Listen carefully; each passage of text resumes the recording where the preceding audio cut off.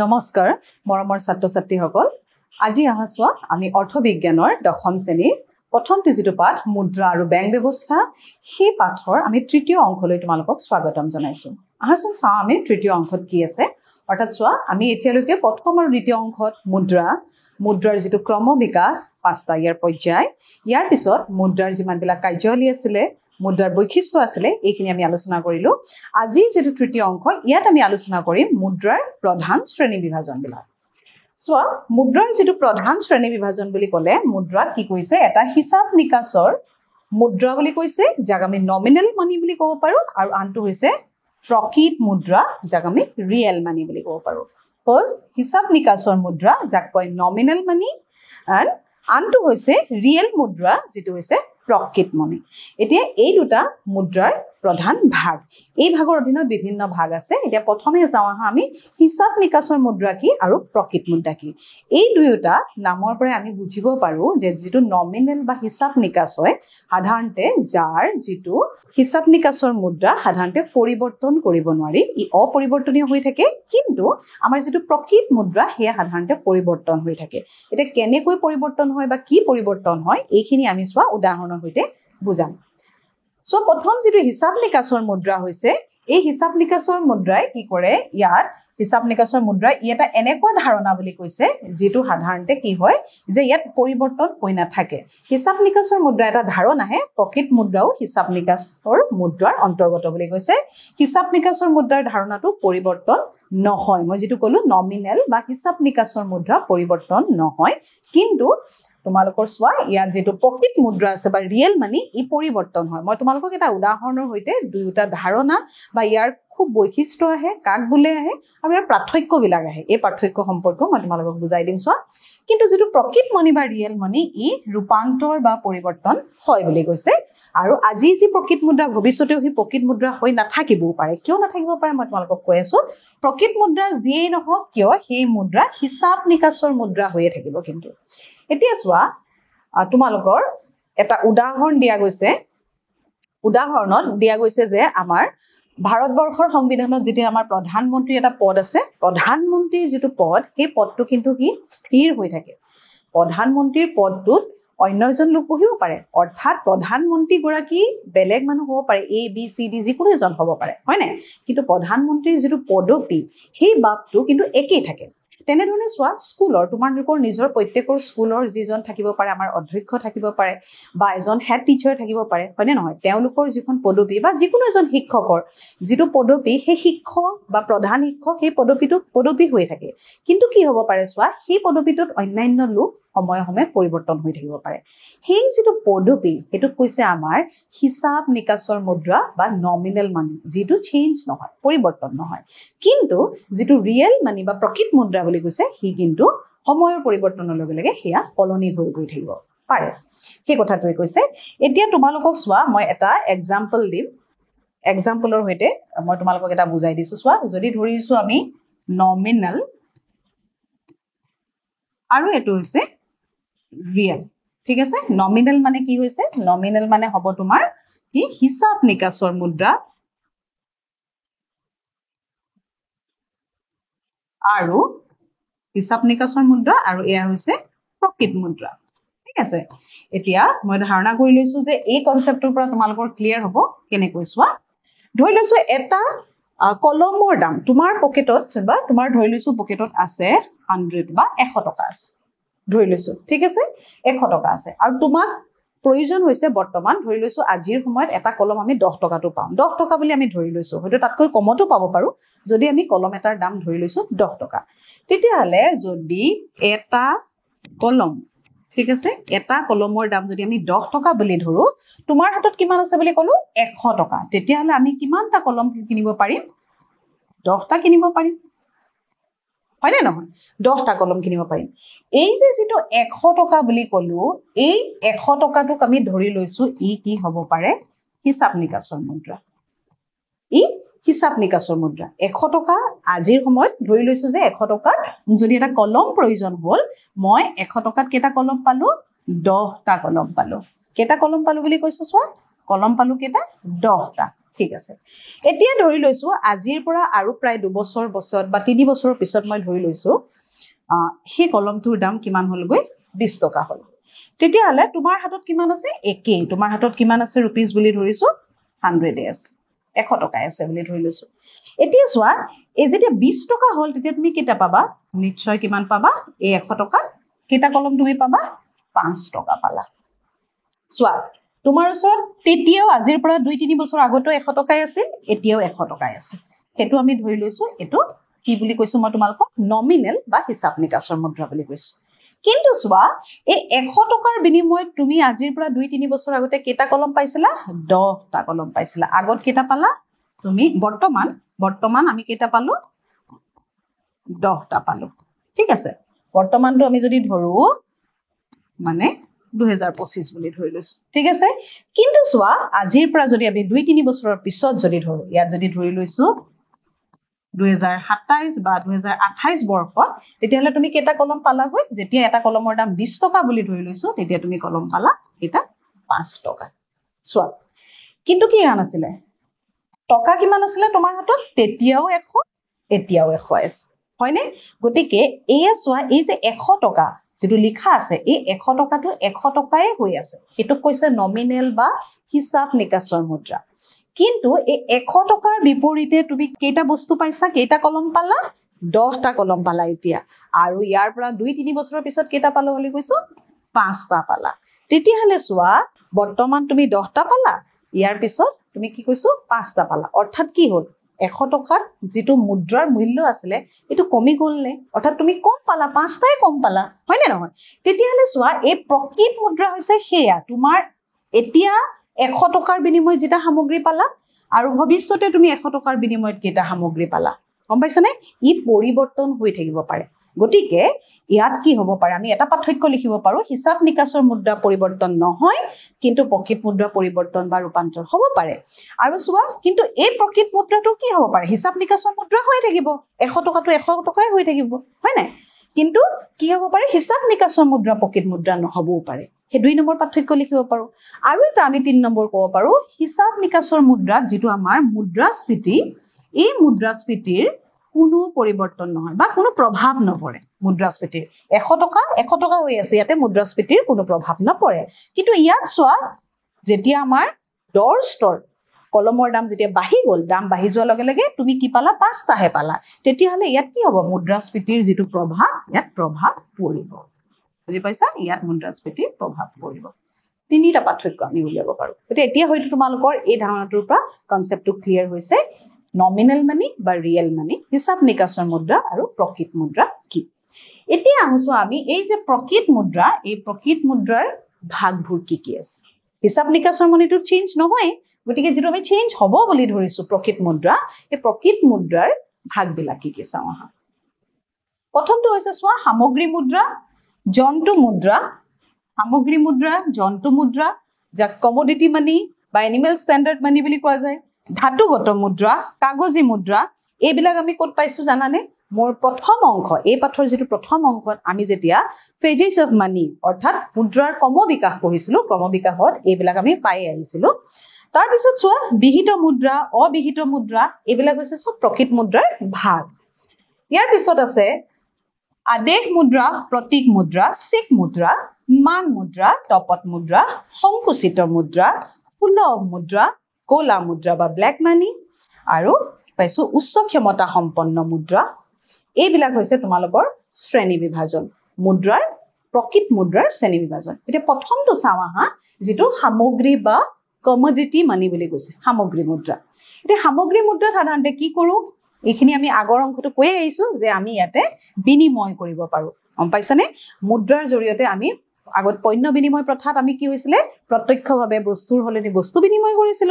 আৰু এতিয়া মুদ্ৰাৰ বিনিময় প্ৰথাত মুদ্ৰাৰ জৰিয়তে যেতিয়া আমি বিনিময় সম্ভৱপৰ হল এতিয়া আমি কি কৰিব পাৰো আমি সামগ্ৰী মুদ্ৰা মানে মুদ্ৰাৰ বিনিময়ত যি কোনো এটা সামগ্ৰী কিনি আনিব পাৰো ইয়া হ'ব পাৰে কি হিসাব নিকাচৰ মুদ্ৰাও হ'ব পাৰে প্ৰকৃত মুদ্ৰাও হ'ব পাৰে হা হিসাব নিকাচৰ মুদ্ৰাৰ ৰূপত ইয়াত ৰখা যায় বুলি কৈছে ইয়াত মানে অৰ্থাৎ হিসাবৰ মুদ্ৰাৰ ৰূপত ৰখা যায় বুলি কৈছে অৰ্থাৎ সামগ্ৰী আমি মুদ্ৰাৰ সহায়ত ক্ৰয় কৰিব পাৰো গতিকে সেইখিনি কৈছে সামগ্ৰী মুদ্ৰা বুলি একেবাৰে সৰু সৰু ধাৰণা তোমালোকে বুজিয়ে পাবা জন্তু মুদ্ৰা মানে যি আছিলে কি আছিলে আমাৰ জীৱ-জন্তু যিমানবিলাক জীৱ-জন্তু আছিলে জীৱ-জন্তুক মুদ্ৰাৰ আখ্যা দিয়া গৈছিলে বিশেষভাৱে কিহক দিয়া গৈছিলে ছাগলী গতিকে ছাগলী আছিলে সেই সময়ত বিনিময়ৰ মাধ্যম হিচাপে ব্যৱহাৰ কৰিছিলে গতিকে এই জীৱ-জন্তুক বিশেষকৈ ছাগলীক লেনদেনত ব্যৱহাৰ কৰিছিল বাবে হেয়া কোৱা গৈছে জন্তু মুদ্ৰা ইয়াৰ পিছত চোৱা ধাতুগত মুদ্ৰা হিচাপে কোনবোৰ মুদ্ৰা ব্যৱহাৰ কৰা গৈছিলে ধাতুগত মুদ্ৰা হিচাপে আমি কি কৰিছিলো আমাৰ গোল্ড সিলভাৰ এইবিলাক আমি ব্যৱহাৰ কৰিছিলো হয়নে অৰ্থাৎ সোণ ৰূপ এইবিলাক আমি ব্যৱহাৰ কৰিছিলো ধাতু গতিকে এয়া হৈছে ধাতুগত মুদ্ৰা বুলি কৈছে ধাতুগত মুদ্ৰা অৰ্থাৎ এইবিলাক ধাতুৰ জৰিয়তে আমি কি কৰিছিলো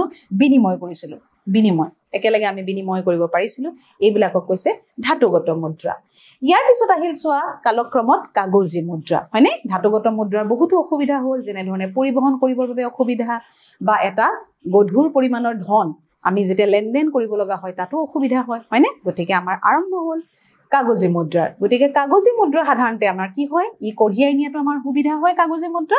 আৰু যেটো কাগজৰ মুদ্ৰা আছিল এই ৰূপান্তৰযোগ্যও হয় গম পাইছানে আমাৰ যিমান বিলাক হৈছে কি সমমূল্যৰ সোণ বা ৰূপলৈ আমি কাগজী মুদ্ৰা ৰূপান্তৰ কৰিব পাৰো মানে সোণ বা ৰূপ যদি মই ক্ৰয় কৰিব লগা হয় তেতিয়ালে কাগজী মুদ্ৰা পৰিশোধ কৰি আমি সোণ ৰূপ সেই কাগজী মুদ্ৰালৈ ৰূপান্তৰ কৰিব পাৰো যিকোনো সামগ্ৰী আমি বৰ্তমান কাগজী মুদ্ৰাৰ জৰিয়তে কিনিব পাৰো গতিকে কাগজী মুদ্ৰা কৈছে ৰূপান্তৰযোগ্য আৰু প্ৰতিনিধিত্বমূলক বুলি কৈছে ইয়াক ৰূপান্তৰ কৰিব পাৰি যিকোনো সমজাতীয় সামগ্ৰীলৈ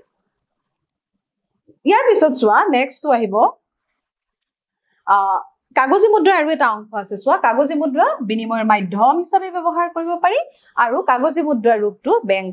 বেংকত আমি কি কৰিব পাৰো আমানত বা বেংকত আমি আমানত বা আমি যেটো কওঁ একাউন্ট গম পাইছানে বেংকত আমি যিকোনো এটা একাউন্ট খুলিও কি কৰিব পাৰো যে কাগজী মুদ্ৰা আমি সঞ্চয় কৰিব পাৰো আৰু ইয়াক হিচাপৰ মুদ্ৰা বা প্ৰতীক মুদ্ৰা এই দুইটা হিচাপ নিকাচৰ মুদ্ৰাও হ'ব পাৰে কাগজী মুদ্ৰা বা যেটো প্ৰকৃত মুদ্ৰা বুলি কৈছো সেই প্ৰকৃত মুদ্ৰাও হ'ব পাৰে হিচাপ নিকাচৰ মুদ্ৰা মানে নমিনেল আৰু যেটো ৰিয়েল প্ৰকৃত দুইটা মুদ্ৰাই কাগজী মুদ্ৰাত পৰিব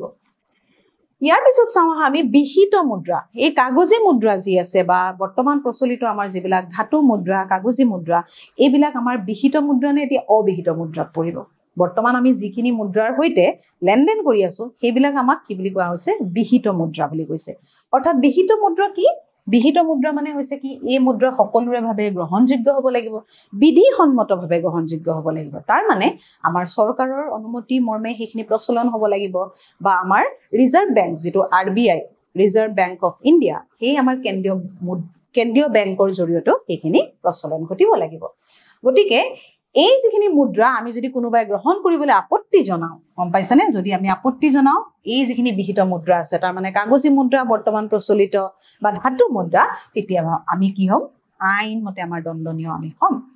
ভাৰতবৰ্ষত বৰ্তমান প্ৰচলিত কাগজী মুদ্ৰা আৰু ধাতু মুদ্ৰা কি হৈছে এই বিহিত মুদ্ৰা তাৰ মানে এইখিনি বিহিত মুদ্ৰা মানে লিগ্যাল টেন্ডাৰ্ড মানি বুলি কৈছে এইখিনি লিগ্যাল মানি হয় এইখিনি বিধিগত হয় আৰু চৰকাৰী নিৰ্দেশ অনুসৰি এইখিনি কি কৰা গৈছে আমাৰ প্ৰচলন কৰা গৈছে এই বিহিত মুদ্ৰা ইয়াৰ পিছত চোৱা এই বিহিত মুদ্ৰা দুটা ভাগ আছে আকৌ কি ভাগ দুটা চোৱা এটা হৈছে সক্ষম বিহিত মুদ্ৰা আনটো হৈছে অক্ষম বিহিত মুদ্ৰা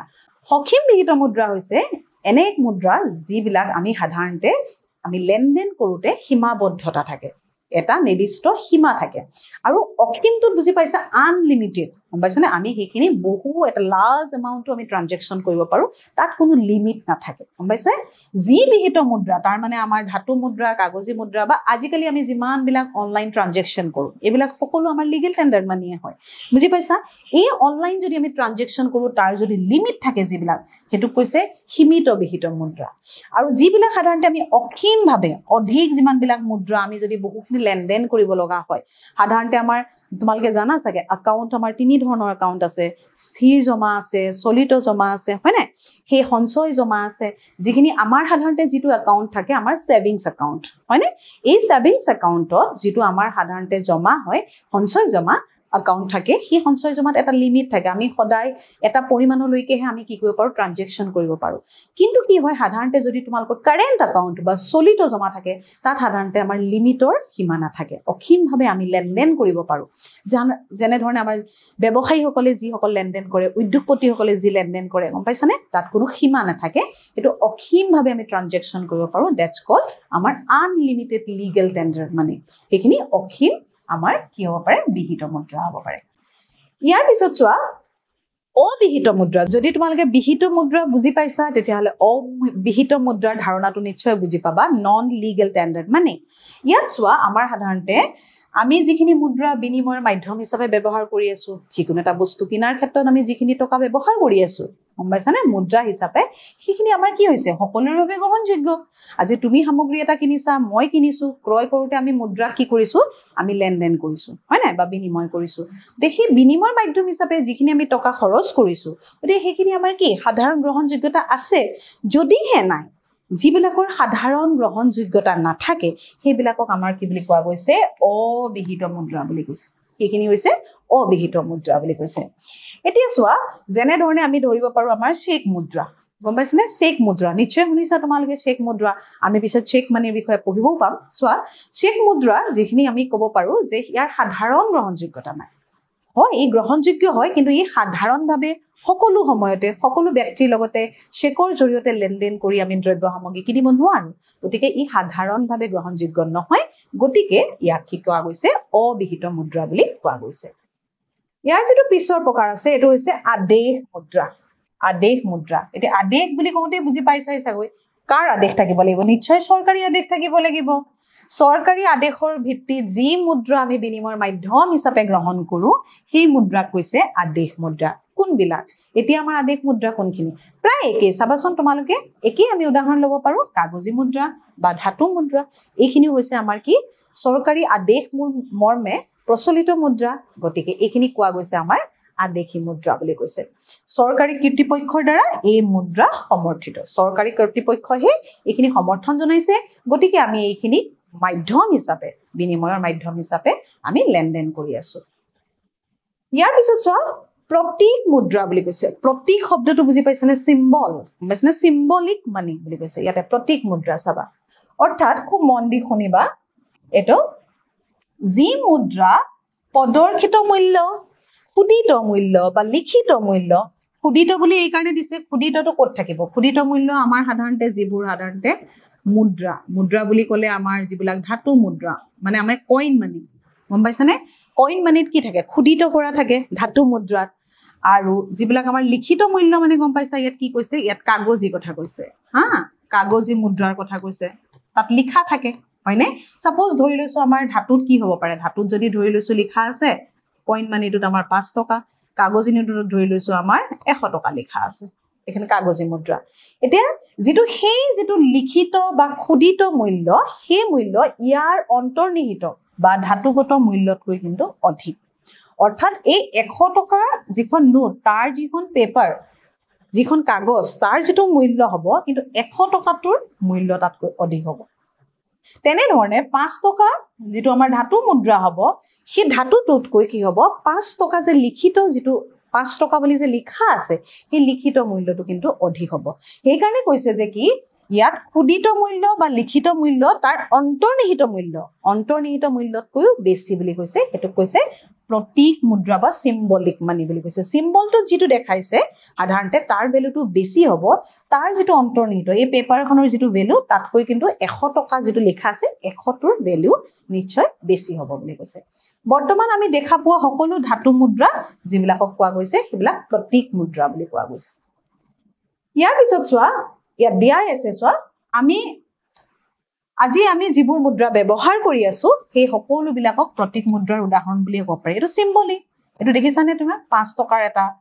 নোট তোমালকক 5 টকাৰ মুদ্ৰাৰ এটা ধাতুগত মুদ্ৰা দেখুৱাইছে আৰু ইয়াত 100 টকাৰ এখন নোট দেখুৱাইছে এখন হৈছে আমাৰ কি এটো হৈছে প্ৰতীক মুদ্ৰা ইয়াৰ পিছত চাও আমি শেখ মুদ্ৰা বুলি কাক কোৱা গৈছে শেখ সাধাৰণতে মুদ্ৰা হয়নে মই এইমাত্ৰ কৈ গলো তোমালোকক চোৱা শেখ মুদ্ৰাৰ সাধাৰণ গ্ৰহণযোগ্যতা নাই গতিকে সাধাৰণভাৱে সকলো শ্ৰেণীৰ সকলো লোকৰ মাজত ই প্ৰচলিত নহয় বাবে শেখ মুদ্ৰাক আমি বিহিত মুদ্ৰা লিগেল টেণ্ডাৰ্ড মানি বুলি ক'ব নোৱাৰো যেনেকৈ লিগেল টেণ্ডাৰ্ড বুলি আমি কাগজী মুদ্ৰাক ক'ব পাৰো ধাতু মুদ্ৰাক ক'ব পাৰো তেনেকৈ কিন্তু শেখ মুদ্ৰাক আমি ক'ব নোৱাৰো হয় ই মুদ্ৰা হয় শেখ মুদ্ৰা কিন্তু ইয়াত নিকট মুদ্ৰা বুলি কোৱা গৈছে গম পাইছানে কাৰণ কিয় ইয়াক নিকট মুদ্ৰা বুলি কৈছোৱা কাৰণ কিয়নো ইয়াক আমি বেংকৰ আমানতৰ জৰিয়তে বেংকৰ একাউণ্টত বা বেংকত গৈ আমি কি কৰিব পাৰো ইয়াক মুদ্ৰালৈ ৰূপান্তৰ কৰিব পাৰো কেনেকৈ চেক এখন আমি বেংকত গৈ যেতিয়া ডিপজিট কৰিম আৰু ডিপজিট কৰাৰ পিছত ডিপজিট ফৰ্মখনৰ সহায়ত যেতিয়া আমি ডিপজিট কৰিম তেতিয়া আমাৰ সেই কি হ'ব একাউণ্টত মোৰ একাউণ্টৰ এগেইনষ্টত সেই টকাখিনি কি হ'ব জমা হৈ যাব গতিকে সেই মুদ্ৰালৈ ৰূপান্তৰিত হ'ল কিন্তু সেই মুদ্ৰাটো আমি ক'ত ৰূপান্তৰিত কৰিব পাৰিছো বেংকত কৰিব পাৰিছো গতিকে ইয়াক কি কোৱা গৈছে ই বিহিত মুদ্ৰা নহয় বুলি সেইকাৰণে কৈছো আইনভাৱে ই বিহিত মুদ্ৰা নহয় আৰু ইয়াক আমি চেকৰ জৰিয়তে যিকোনো আমি লেনদেন কৰিব নোৱাৰো বা মুদ্ৰা আমি পৰিশোধ কৰিব নোৱাৰিব পাৰো বেংকৰ আমানতত এখন চেক নগদ মুদ্ৰালৈ আমি বেংকৰ আমানতৰ জৰিয়তেহে কি কৰিব পাৰো আমি ৰূপান্তৰ কৰিব পাৰো মুদ্ৰালৈ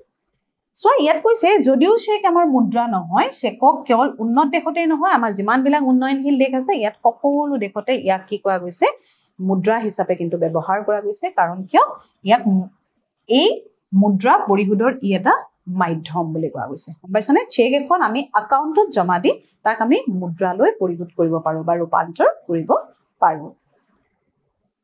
নেক্সট আছিলে চোৱা মান মুদ্ৰা বা ষ্টেণ্ডাৰ্ড মানি মান বুলি কওঁতে বুজিয়ে পাইছা ইয়াত মান মুদ্ৰা বুলি কওঁতে চোৱা যিটো আমাৰ ভাৰতৰ মান কি ভাৰতৰ মান মুদ্ৰা কি বাৰু জানা নিশ্চয় আমাৰ ভাৰতৰ মান মুদ্ৰা কি এইটো টকা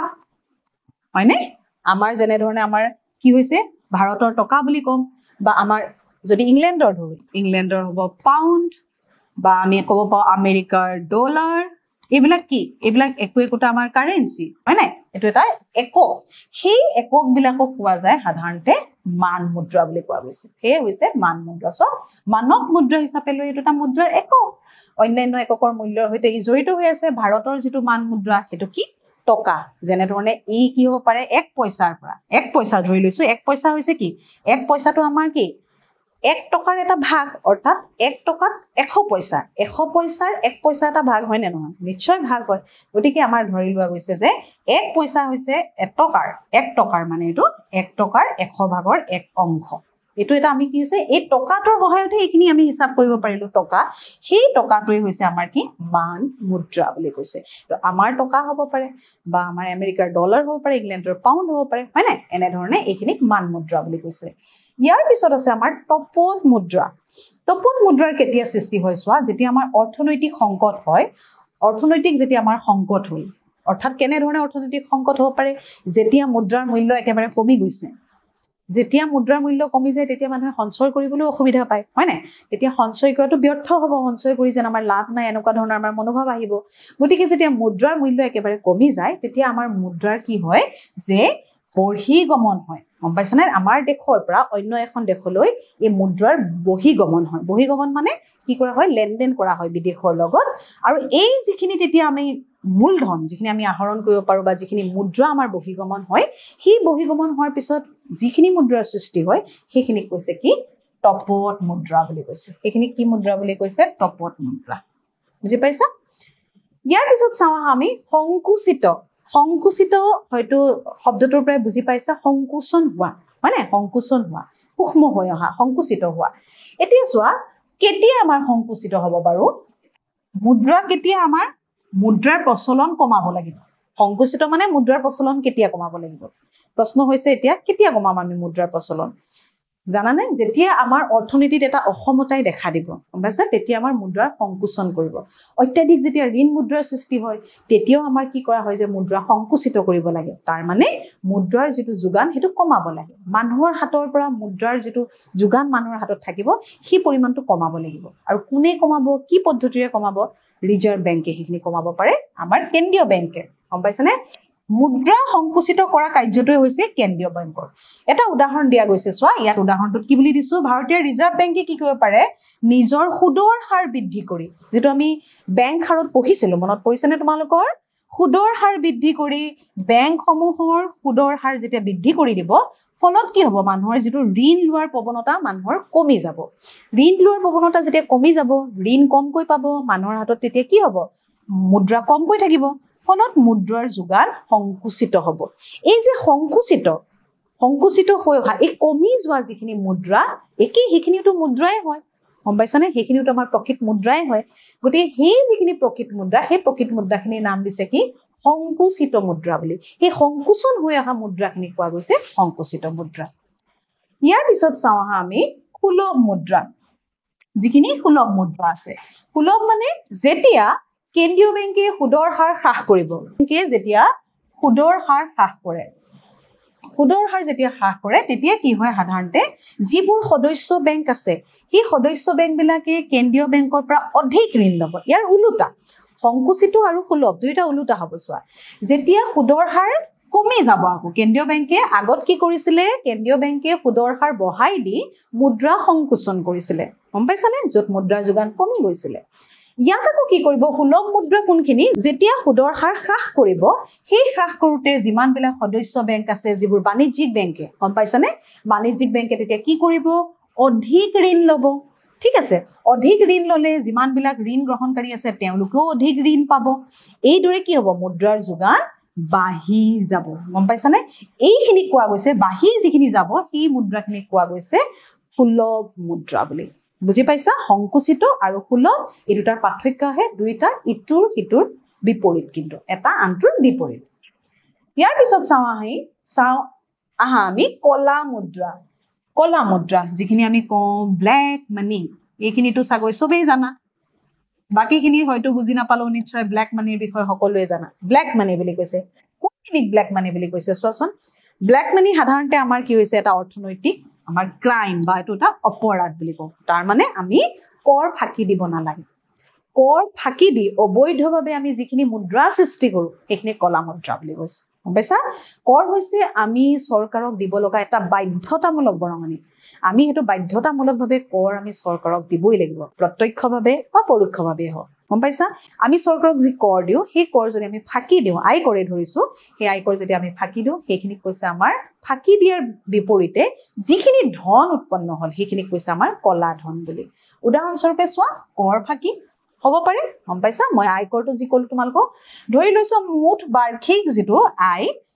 কৰ্তন কৰি বা ৰেহাই দিয়াৰ পিছতো যিমানবিলাক মুঠ বাৰ্ষিক আয় আছে সেইখিনি ৰেহাই দি কৰ্তন কৰি কি হ'ল এজন ব্যক্তিৰ বা মোৰে ধৰি লৈছো 5 লাখ টকা আয়কৰ হ'ল